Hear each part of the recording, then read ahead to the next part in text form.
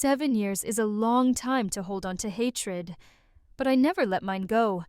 I carried it like a stone in my chest, feeling its weight every single day. It kept me sharp, kept me from forgetting what she did, what they did. My sister Olivia and her husband, Nathan. They were the reason our parents died broken and alone. They were the reason I buried them with nothing but regret in my heart. I still remember the night it all fell apart. Olivia stood in our parents' living room, her eyes wet with desperation, her voice trembling as she begged them to mortgage their home to save Nathan's latest failure. A business, some grand idea that was supposed to make them rich. I had known from the start that it was a scam, or if not a scam, then doomed to fail. But Olivia wouldn't listen. Love had blinded her. Or maybe it wasn't love. Maybe it was something worse. Pride. The need to prove everyone wrong. To show us that Nathan was more than just a parasite feeding off her devotion. Our parents, bless them, were the kindest people I knew. Too kind. They had built their life on hard work, on sacrifice, on the belief that families stood together no matter what. And so, despite my protests, despite the way my voice broke as I pleaded with them not to do it, they signed away their home, their future, everything. I think deep down, they knew. I saw it in my father's eyes when he put pen to paper. A flicker of doubt, a moment of hesitation. But Olivia was their daughter, their golden child. They couldn't say no to her. And Nathan, God, Nathan had played them like a master. He had that charming way about him, that easy smile, the ability to make you believe that the world was just a step away from being his for the taking. Only it never was, because within months, the business collapsed. The money was gone, and so was our home. I left after that, packed my things and cut ties. Olivia tried to justify it at first, then she just stopped trying. She had chosen Nathan, and that was that. Our parents were too proud to admit how much they were suffering. My father took on humiliating jobs, ones that made his hands shake and his back ache. My mother, she didn't last long after we lost the house. The stress of it broke her, and when she died, my father followed, his body giving out under the weight of his own sorrow. Olivia and Nathan didn't come to the funeral, or maybe they weren't invited. I can't remember anymore. All I know is that when I put my parents into the ground, I made a promise to myself. I would never forgive them. And then, 7 years later, she called me. The phone buzzed in my hand, an unknown number flashing across the screen. I almost ignored it, but some twisted sense of curiosity, made me pick up. Hello. Silence. Then a ragged sob. Daniel, he's gone. Nathan left me. He took everything. I closed my eyes, exhaling slowly. The words should have felt like justice, like the universe had finally corrected itself. But instead they felt hollow. Now you understand, I said quietly, before hanging up. I sat there for a long time, staring at the dark screen of my phone. It should have ended there. It should have been enough. But it wasn't, because for the first time in years, I felt something other than anger. I felt the weight of something else, something heavier, and I knew I wouldn't be able to ignore it. I told myself I wouldn't care, that I wouldn't give her the satisfaction of knowing I'd even thought about her call. But the truth was, I couldn't stop thinking about it. The way her voice had cracked. The rawness in it. Olivia had always been proud, defiant even in the face of disaster. For her to break down like that, something must have gone terribly wrong. For days I fought the urge to call back. I told myself it wasn't my problem. She had chosen Nathan.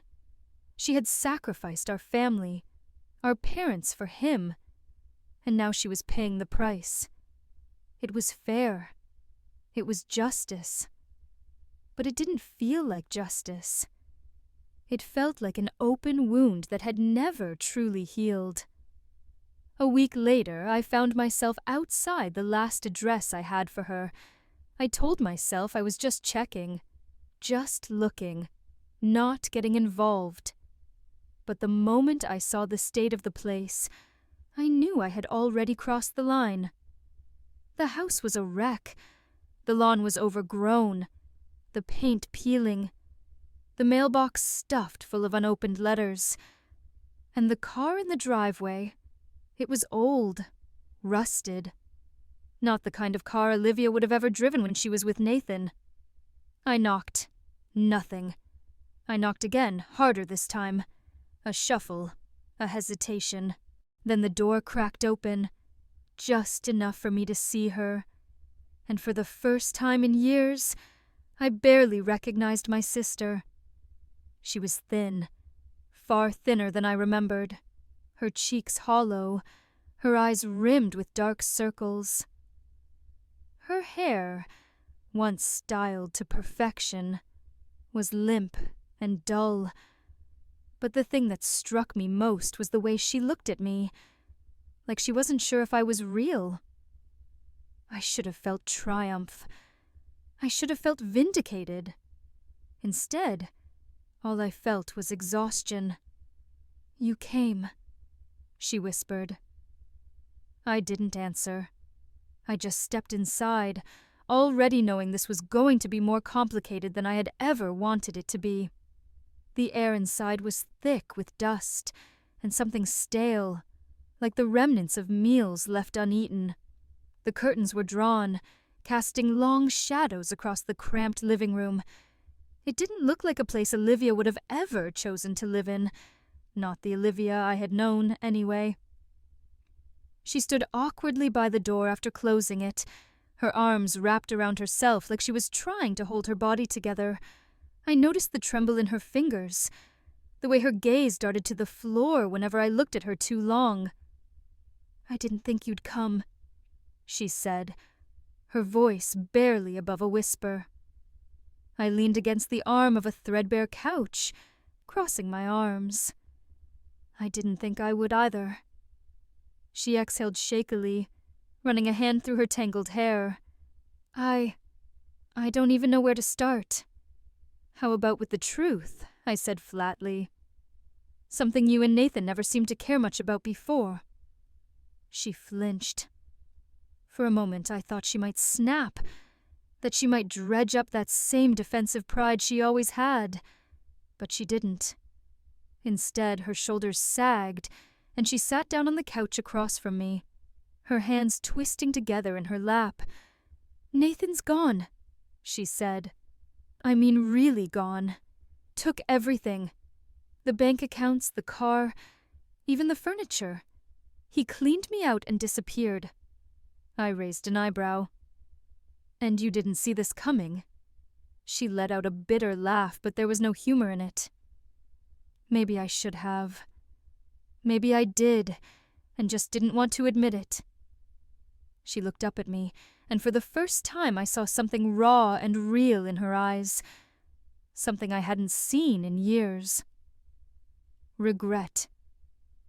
"You always saw him for what he was," she admitted. "I didn't want to. I wanted to believe he was the man I thought he could be." She swallowed hard. "But he wasn't. And now I have nothing." I should have felt satisfaction, but all I felt was an emptiness I didn't know how to name. "So why call me?" I asked. "Why now?" Her lip trembled. She looked away. "Because I have nowhere else to go." The words hung between us, heavier than I was ready for. I should have walked away. Should have left her to deal with the ruins of her choices, just like she had left our parents to suffer. But instead, I sat there, staring at my broken sister, and realized that nothing about this felt like winning. Olivia sat there, small and fragile in a way I had never seen before. For so long, she had been untouchable. Her confidence, her unwavering faith in Nathan, her ability to justify every wrong decision. Now all of that was gone. What was left was someone I barely recognized. She wiped at her face with shaking hands. "I don't expect you to forgive me," she said quietly. "I know what I did. I know what it cost. I didn't know where else to turn." I leaned back, arms crossed, staring at her. "So what do you want from me?" She opened her mouth, hesitated, then closed it again. When she finally spoke, her voice was smaller than I'd ever heard it. "I don't know. And for the first time in 7 years, I felt something I didn't want to feel. Pity. I hated her for what she had done. I hated that she had let Nathan ruin our parents, that she had chosen him over the people who had given her everything. But looking at her now, I saw someone who had already been punished. "Where has he gone?" I asked finally. She shook her head. "I don't know. He left a note saying he needed a fresh start. Took everything from the accounts before I even knew what was happening. I've tried calling, but his number is disconnected. I even checked with some of his old business partners, but no one's heard from him." I almost laughed at that. Business partners. Olivia, Nathan was a con artist. The only business he ever had was using people until there was nothing left. She winced but didn't argue. Maybe she had finally run out of excuses for him. I sighed, rubbing a hand over my face. "So what now?" She looked at me with an expression I couldn't quite place. Somewhere between desperation and something softer. Something almost pleading. "I don't know," she said again. I don't have anyone else." The words hit harder than I expected. Because as much as I wanted to hold on to my hatred, I knew they were true. Olivia had burned every bridge she had, and Nathan, her one great love, the man she had sacrificed everything for, had left her with nothing. And now, for the first time since it all began, she was facing the consequences, alone. I stood up, shaking my head. I should walk away. Her breath caught, but she didn't argue. She just nodded, as if she had already expected that answer. And maybe that was why I didn't.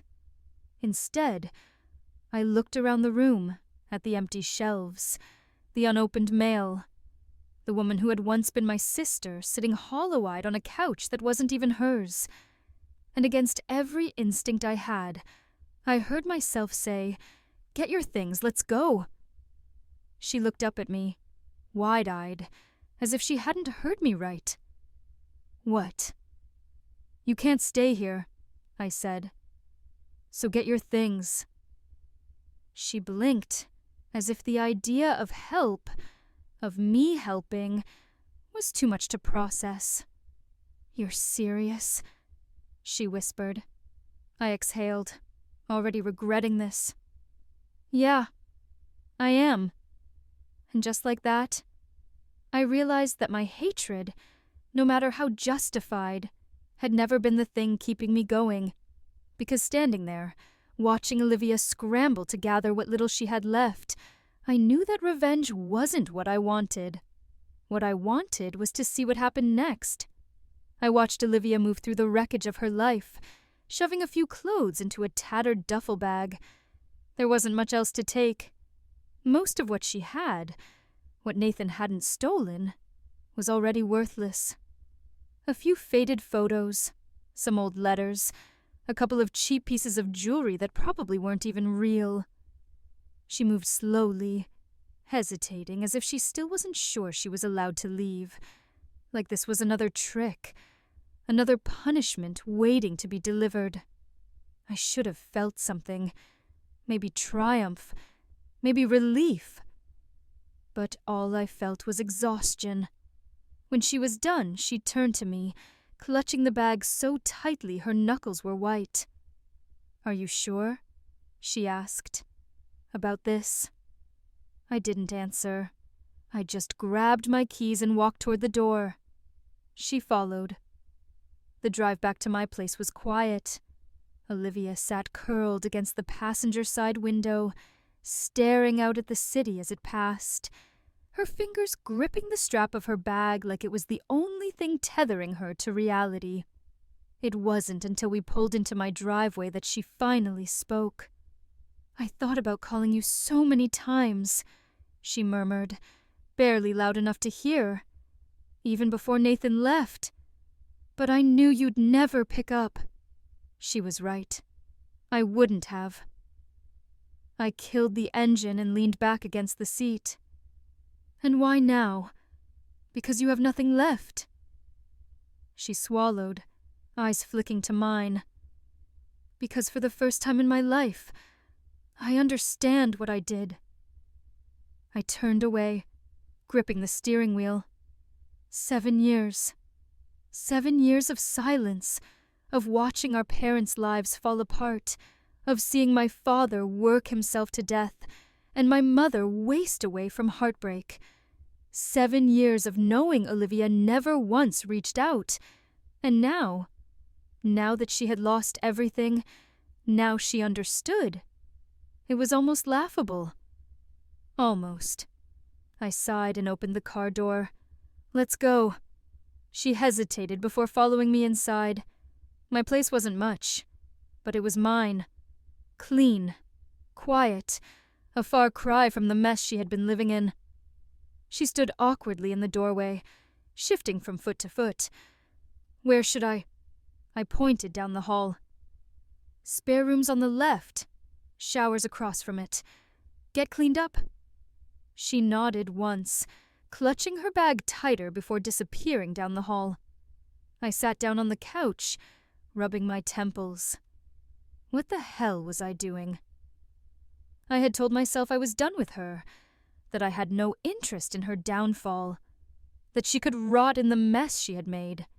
And yet, here she was, in my house, using my shower, settling into a life she had never earned. And still, the satisfaction I had spent years expecting never came. I heard the water turn on. I closed my eyes, listening to the steady hum of the pipes, the faint sound of her moving behind the closed door.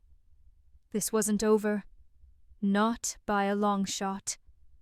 The sound of running water filled the silence, but it did nothing to drown out my thoughts. 7 years of anger, resentment, and loss sat in my chest like a stone, heavier than I wanted to admit. I should have felt justified watching Olivia struggle. I should have relished the way she had fallen apart, the way she finally understood what she had done. But all I felt was tired.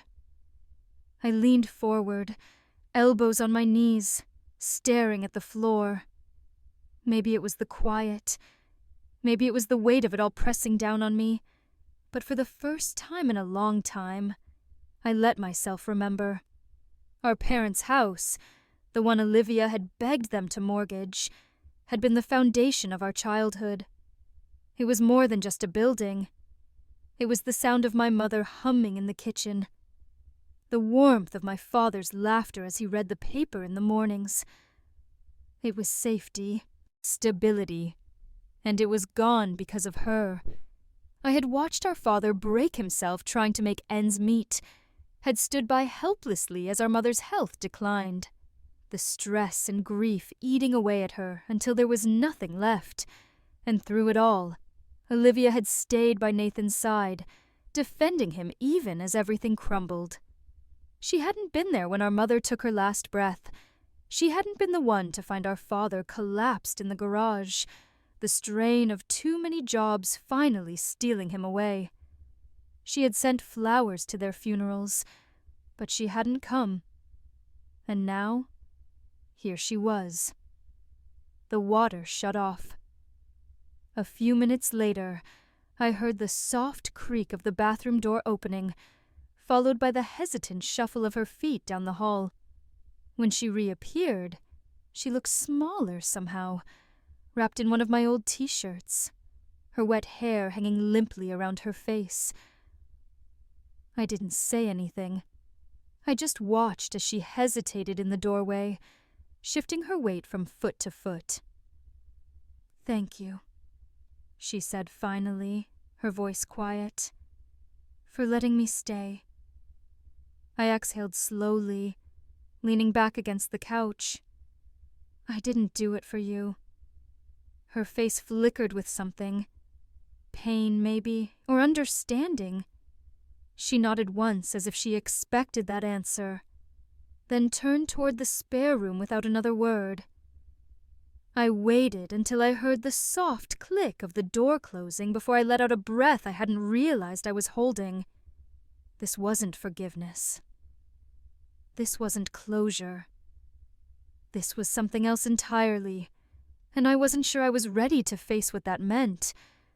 I barely slept that night. I lay in bed, staring at the ceiling, my mind cycling through memories I had long since tried to bury. The sound of my father's voice, firm but kind, warning Olivia about Nathan.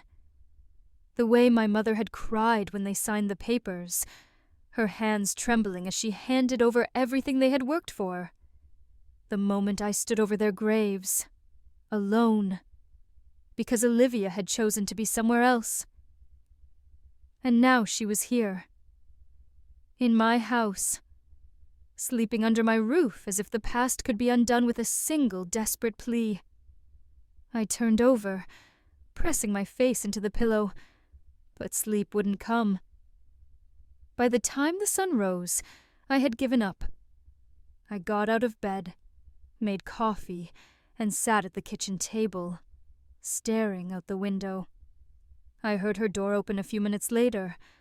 Footsteps, hesitant and slow. When she appeared in the doorway, she looked exhausted. Her face was pale, her eyes ringed with shadows, her hair still damp from last night. "Morning," she murmured. I didn't respond. She hesitated before moving toward the counter, eyeing the coffee pot like she wasn't sure she was allowed to touch it. I exhaled sharply and pushed a mug toward her. "Take it." She flinched slightly at my tone, but nodded, pouring herself a cup before sitting across from me. For a moment, we just sat there in silence, the air thick with everything that had been left unsaid for years. Finally, she spoke. "I know I don't deserve this." I looked up at her, meeting her gaze for the first time that morning. "You don't." She swallowed hard, nodding as she wrapped her hands around the mug. "But I don't know what else to do." Her voice was raw, stripped of the arrogance and certainty that had once defined her. The Olivia I had known would have never admitted defeat. She would have never let anyone see her break. But this Olivia, the one sitting across from me, hollowed out by betrayal and loss, was someone else entirely. I took a slow sip of my coffee, considering my next words carefully. "What do you want, Olivia?" She let out a breath, shaking her head. "I don't know. I spent so many years fighting for him, defending him, believing in him. And now he's gone, and I have nothing. No home, no money, no friends, nothing." Her voice cracked on the last word, and she quickly looked down, blinking rapidly. I could have reminded her that it was her own fault, that she had chosen this, that she had sacrificed everything for Nathan, and this was the price she had to pay. But I didn't, because for the first time, I saw what she had really lost. Not just the money, not just the house. She had lost herself.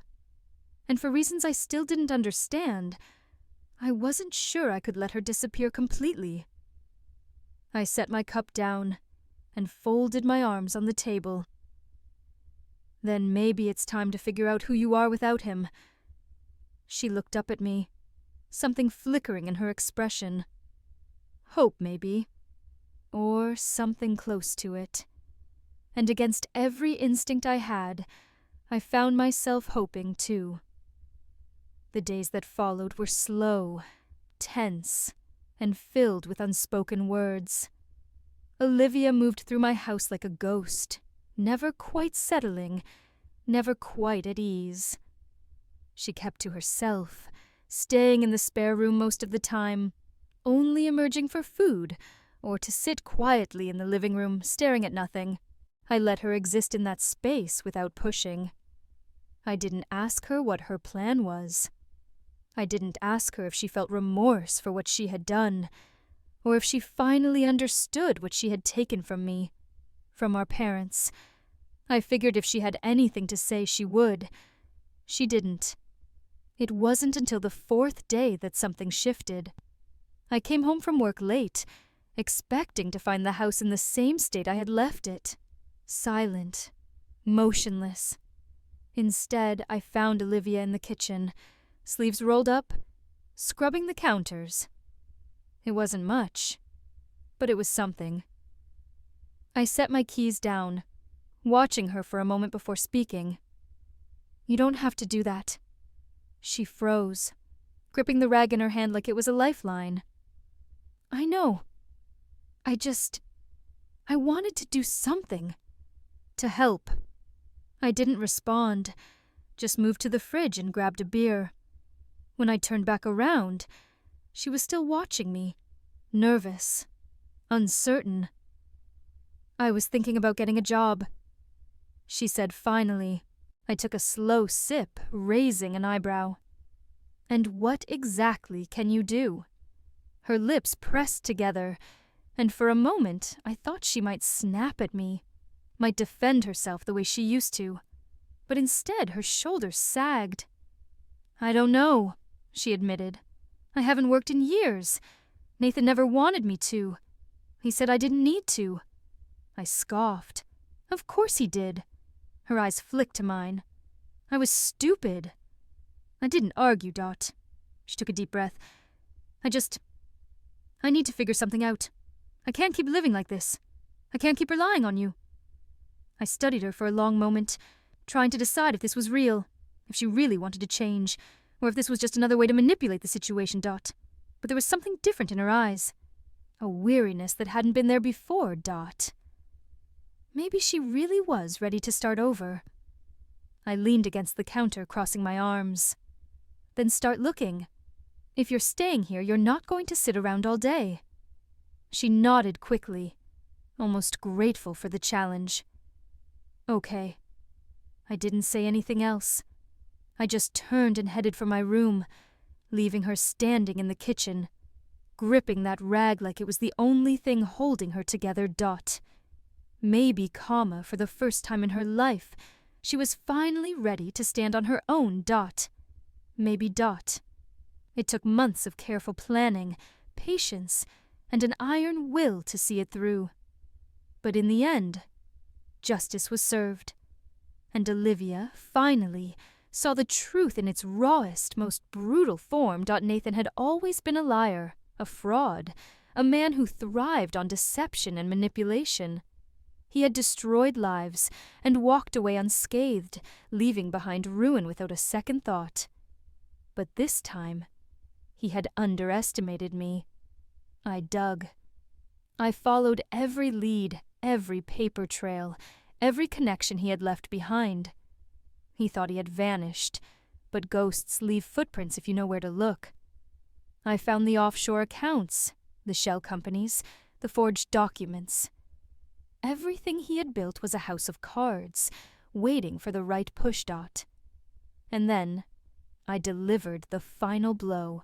A single anonymous tip to the authorities, complete with evidence so damning that no lawyer in the world could save him.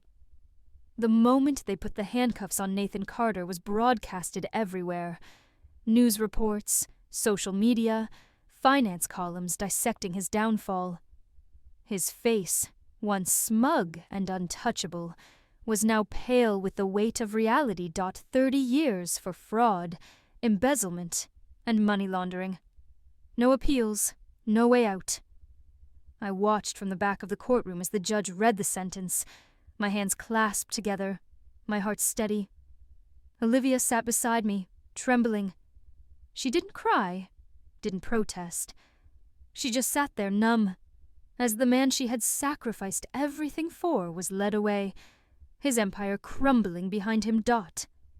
And for the first time I saw it. The full weight of her choices. The years she had thrown away for him. The family she had abandoned.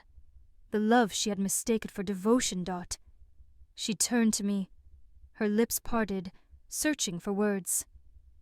I waited, but none came. There was nothing left to say. Outside the courthouse, the air was crisp, the city alive with noise and movement. Olivia stood beside me, her arms wrapped around herself. She looked smaller than I remembered, not the confident, defiant woman who had once sneered at my warnings. Just someone lost. "What now?" she whispered. I exhaled, staring at the skyline. "That's up to you." She looked down, nodding slowly. "I don't know where to go." I turned to her, my expression unreadable. "Then start over, like the rest of us had to." A tear slid down her cheek, but she wiped it away before it could fully fall. There was no comfort left to give, no reassurance. She had to find her own way now. I stepped back, my voice calm, resolute.